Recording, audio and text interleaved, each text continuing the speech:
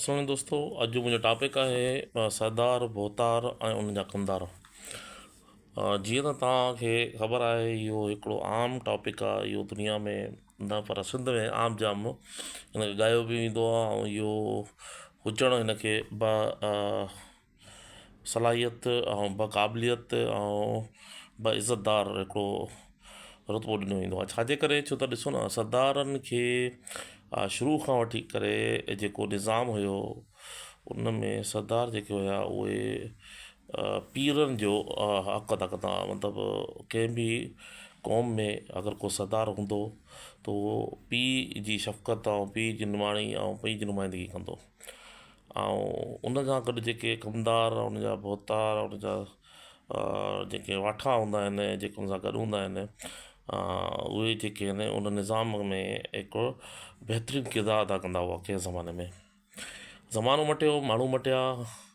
हाणे हर माण्हूअ जो शौक़ु हूंदो आहे त मां सरदार थियां, मां नवाब थियां, ऐं मां कमदार थियां, मां सभिनी खां अॻिते मां हुजां त साईंअ सां मुंहिंजो फ़ोटू अचे। मिसाल आहे त इहा असांजी तरबियत ऐं तबियत जो हिकिड़ो मयारु आहे, जेको हिन वक़्तु सिंध जी बर्बादीअ में नंबर 1 आहे। जेके सरदारनि जे पोयां असांजा मुल्क, असांजा शहर, असांजा ॻोठ तबाह था थियनि, उन्हनि में जेके बि सरदार आहिनि उन्हनि जी बाक़ाइदा कारकर्दगी मौजूदु आहे। छो? सरदार इहो न आहे सरदार त क़ानूनी निज़ाम में घिर करे ऐं क़ानूनी निज़ाम जे विच में वेही करे क़ानून जी भंजकड़ी करे ऐं क़ानून कुझु न चए, क़ानून ख़ामोश हुजे। सरदार उहो न आहे जेको पंहिंजनि खे पाण में इन लाइ विढ़ाए त उनजो हिकिड़ो मफ़ाद आहे जेको वक़्ती तौर ते उहो निकिरी वञे, उन खां पोइ जेको आहे उहो आज़ादु थी वञे। उहे पाण में भले विढ़नि, छा बि कनि, असां तव्हां सां गॾु आहियूं, असां तव्हांजे हक़ में आहियूं। अगरि तव्हां हक़ ते आहियो या न आहियो, असां तव्हां सां गॾु आहियूं, छो त तव्हां असां सां गॾु आहियो। कमदारी निज़ाम, वाठो जेको ॻोठ जूं ग़लति ख़बरूं सही ख़बरूं, सही खे ग़लति करे उनखे सरदार ताईं पहुचाए, वरी सरदार उन ते अमल कनि, त उहो बि सरदार न आहे।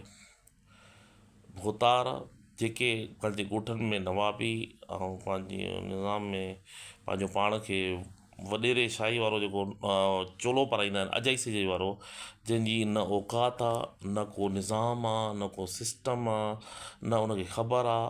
बसि भोतार थियण जो हिकिड़ो शौक़ु आहे।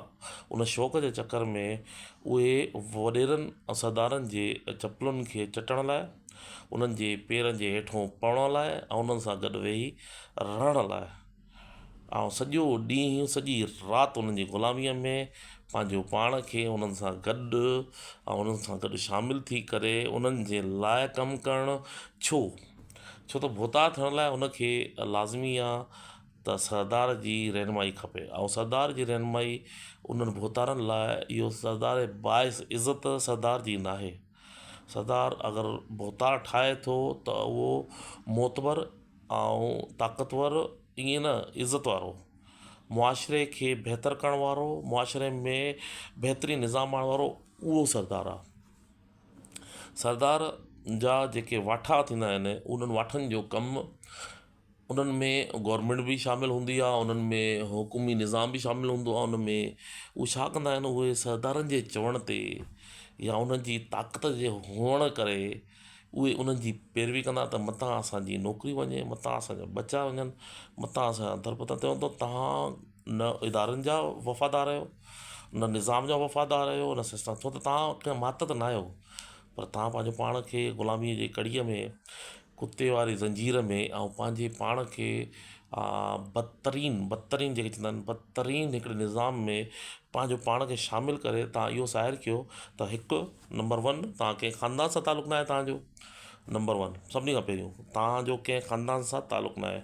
नंबर 2 लालच, हिर्स, हवस ऐं दुनियाई जेका ज़रूरत आहे उन जे करे तव्हां पंहिंजनि ऐं परावनि जो फ़र्क़ु बिल्कुलु ख़तमु करे छॾियो। नंबर 3 जेको ज़रूरी आहे त पंहिंजनि जे अंदरि जहिड़ा कराइणु, मामलात ख़राबु करे उन्हनि खे पेश करणु, हिक ॿिए सां वाद वधाइणु, मतिलबु हिननि जा कम वधाइणु, ऐं उन्हनि खे हिकु जाइ ते आणण जे बजाए हिकु जाइ तां ॿी जाइ ते हटाए करे उन्हनि में मतिलबु पंहिंजे मफ़ाद फ़ाइदे लाइ तव्हां उहो निज़ाम पैदा कयो आहे। त पर हलो अॻिते त उहे उन्हनि जी ॻाल्हि ॿुधी करे अगरि सरदार कुझु कनि था त उहे बि सरदार न आहिनि। सरदार छा आहे? सरदार उहो हा, मां जीअं तव्हांखे शुरू में ॾिसियो त सरदार अॻु में पुराणे दौर में पीउ जी जॻह ते हूंदा आहिनि। पीउ मतिलबु त घर जी ज़िमेदारी सॼी हुनजे मथां हूंदी आहे। मतिलबु सरदार उहो आहे जंहिंजे मथां सॼे ॻोठ जी ज़िमेदारी हुजे। सॼे ॻोठ में माण्हू जेके आहिनि उनखे इन नज़र सां ॾिसनि त बाबा इहो वाक़ई सरदार आहे, इन ॾिजंदा न त इहो सरदार आहे। अगरि मोहबत सां ॾिसनि था त उहो सरदार आहे, अगरि मोहबत सां नथा ॾिसनि या ड्रिज में ॾिसनि था त उहो सरदार न आहे। ऐं फ़क़ीरी चोलो पाए करे ड्रामेबाज़ी करे सरदार ठही करे माण्हू जे विच में पंहिंजे मफ़ाद मक़सद लाइ किरी करे जेको ॻाल्हाए उहो बि सरदार न आहे। पंहिंजे मफ़ाद लाइ तव्हां अचो, जेको सचो आहे सचे खे सचो न, कूड़े खे कूड़ो न, छो त सचे सां माण्हू घटि ऐं कूड़े सां वधीक हूंदा आहिनि। इहो हमेशह यादि रखो। कूड़े सां जेके घटि गॾु हूंदा उन्हनि सां गॾु तव्हां हूंदो ऐं तव्हांखे मफ़ाद फ़ाइदो उन्हनि मां कूड़नि मां पवंदो, छो त कूड़ा तव्हांजे लाइ वधीक आहिनि। तव्हांखे वधीक खपनि। क्वालिटी ऐं क्वांटिटी जो फ़र्क़ु आहे, मतिलबु ख़ासियत ऐं गणप जो घणो फ़र्क़ु आहे। तव्हांखे गणप खपे, ख़ासियत न खपे, मतिलबु का क्वालिटी न खपे कंहिं बि माण्हू आम माण्हू में। त उहे माण्हू जेके हाणे हे बि ॻाल्हाए थो, मतिलबु लफ़्ज़ हूंदो आहे हिकिड़ो, हाणे हे बि ॻाल्हाए थो। हमेशह यादि रखो, हिकिड़ो आम माण्हू हेठों खां जेको शुरू थींदो रूट खां, जेको ज़मीन सां उथंदो उहो ई ॻाल्हाईंदो, बाक़ी मथे वेठल उहो न ॻाल्हाईंदो। ॿी ॻाल्हि, अॼुकल्ह जे दौर में जेके पढ़ियल लिखियल पाण खे सॾाइनि था या चवनि था असां पढ़ियल लिखियल आहियूं, असां तालीम याफ़्ता आहियूं, असां क्वालिफाइड आहियूं, असां एजुकेटेड आहियूं, पोइ बि उहो सरदारी ग़ुलामी मां नथा निकिरनि। इन लाइ त असांजा बच्चा तरक़ी कनि, असांजा बच्चा वधनि, असांजो घर वधे, असांजो निज़ाम वधे, असांजो सिस्टम वधे। असां वारा जेके माण्हू आहिनि उहे हिकिड़ी वाहिद मतिलबु हिकिड़ी लिमिट जे विच में उहे रही सघनि था, बिल्कुलु रही सघनि था। उन लिमिट में रही करे उहे कमु कनि था, उन लिमिट में रही करे उन माशरे में हलनि था, उन लिमिट में रही उन्हनि खां वधीक नथा सघूं। मतिलबु उन में हिकिड़ो फितनो, हिकिड़ी शइ त जेको तालीम याफ़्ता आहे ऐं सरदारनि जे हथ ते आहे, उन में हिकिड़ी शइ त ख़तमु आहे, उन्हनि में गैरत जो को लफ़्ज़ न हूंदो। पहिरीं ॻाल्हि, छो गैरत वारो माण्हू त पंहिंजो फ़ैसिलो कंदो न, ऐं हक़ वारो फ़ैसिले खे सच चवंदो, ॿिए खे कूड़ चवंदो। पर हिते तालीम याफ़्ता माण्हू बि सरदारनि जे ड्रिज खां, उन जे ख़ौफ़ खां या उन जी मातहती खां या उन जी चमचागिरी खां निकिरण जे बजाए उन जे अंदरि वधीक शामिलु थियण लाइ उहे हर हद पार कनि था ऐं चवनि था त असां तालीम याफ़्ता आहियूं। उहे तालीम याफ़्ता बेस हक़ीक़त में उहे तालीम याफ़्ता न अथव। जेके न आहिनि पढ़ियल वीचारा मजबूर आहिनि, उन्हनि जी ॿियो मामिलो न आहे, उनखे इहो थो लॻे त यार सरदार ई सभु कुझु आहे, जेको वॾो आहे सरदार आहे असांजो निज़ाम जो, असांजे ॻोठ जो, हिननि जो, इहो ई सभु कुझु करे सघे थो। तव्हां हक़ीक़तनि हिक ॿिए में अगरि थोरी बि गैरत हुजे न इंसान में, त हिकिड़ी जाइ ते वेही करे तव्हां हिकिड़े निज़ाम खे हुकूमत सिस्टम में, गवर्नमेंट जे सिस्टम में, ऐं जेको क़ानूनी कारवाई आहे या क़ानूनी निज़ाम आहे उहो ताक़तवर हुजे, उहो मज़बूत हुजे, उन ते क़ानूनी कारवाई थिए ऐं क़ानूनी निज़ाम जे तहत जेको बि फ़ैसिलो अचे उनखे क़बूलु कजे, अगरि तव्हां क़ानूनी सिस्टम में हलो था त। ऐं उनखे जीअं हुननि जे चवण ते माण्हू जेके चवंदा असां पढ़ियल लिखियल ऐं उन्हनि जे चवण ते अगरि फ़ैसिला ॾियनि था त उहे बि पढ़ियल लिखियल न आहिनि, उहे बि सरदार न आहिनि जेके उन्हनि खां उहे फ़ैसिला वठनि था या कराइनि था। सरदार हिकु पीउ आहे कंहिं बि इदारे जो, कंहिं बि निज़ाम जो, कंहिं बि सिस्टम जो। उहो उते बीहे, भले उन सां गॾु हिकिड़ो सचो माण्हू गॾु हलेसि, उहो सचो माण्हू 100 खां बहितर आहे, छो त उहो ई निज़ाम ठाहींदो अॻिते तव्हांजो निज़ाम उहो ई हलंदो। अगरि कूड़ ते निज़ाम रखंदो त तव्हांजो निज़ाम उहो ई हलंदो। सरदारी तव्हांजी ख़तमु थी वेंदी, दुनिया जे मामलातनि में तव्हांजी सरदारी हली वेंदी, पोइ अॻिते केरु निभाईंदो? तव्हांजा बच्चा निभाईंदा। तव्हां कूड़ पैदा कयो आहे, चौधारी तव्हांजे कूड़ आहे, तव्हांजा बच्चा तव्हां कूड़ में छॾे वियो, ऐं तव्हां जॾहिं हुन कूड़ जे विच में तव्हांजा बच्चा परवरिश वठंदा, वॾा थींदा, त उहो रुॻो कूड़ हूंदो ऐं उहो कूड़ हिकिड़े टाइम तां, हिकिड़े वक़्त खां ऐं ख़तमु थी वेंदो। उहे जेके चवनि था, मतिलबु बज़ाहिर दुनिया खे ॾेखारण लाइ चवंदा असां गैरतमंद, पर उहे गैरतमंद न आहिनि, उहे सरदार बि न आहिनि, उहे पढ़ियल लिखियल बि न आहिनि, उहे तालीम याफ़्ता बि न आहिनि। गवर्नमेंट में इदारनि में वेही करे तव्हां कंहिंजे चवण ते फ़ैसिला था कयो त तव्हां बि तालीम याफ़्ता न आहियो। अगरि तव्हां गवर्नमेंट में इदारनि में वेही करे पंहिंजे हक़ ऐं सच जी ॻाल्हि ऐं पंहिंजे हक़ न जेका हक़ ऐं सच जी ॻाल्हि आहे उहा था कयो, त तव्हां बेसिक्स जेको कॉन्सेप्ट आहे, तव्हां मुआशिरो सोसाइटी जेकी निज़ाम आहे उनखे तव्हां बहितर था कयो पिया। वाठनि जे चवण ते जेके सरदार हलनि था त उहे बि सरदार न आहिनि, उहे माज़ूर आहिनि। उहे सरदार न आहिनि, उहे माज़ूर आहिनि। जेके पढ़ियल लिखियल उन्हनि जे चमचागिरियुनि में मौजूदु आहिनि, उहे पढ़ियल लिखियल न आहिनि, उहे सिर्फ़ु चमचागिर आहिनि।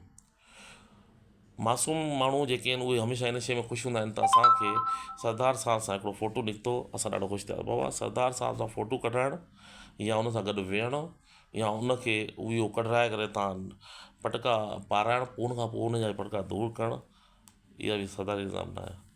तव्हां इज़त शोहरत अलाह जे हथ में आहे, इंसान जे हथ में न आहे। तव्हांजा सरदार उहे आहिनि, हिकिड़ो ई सरदार आहे पूरी काइनात जो, जेको आहे हज़रत मोहम्मद सल्लल्लाहु अलैहि वसल्लम। उन खां वॾो को सरदार न आहे पहिरीं ॻाल्हि, उन खां पोइ को सरदार न आहे। उन जी जेका पैरवी कंदो उहो ई अॻिते हलंदो, उहो ई अॻिते वधंदो।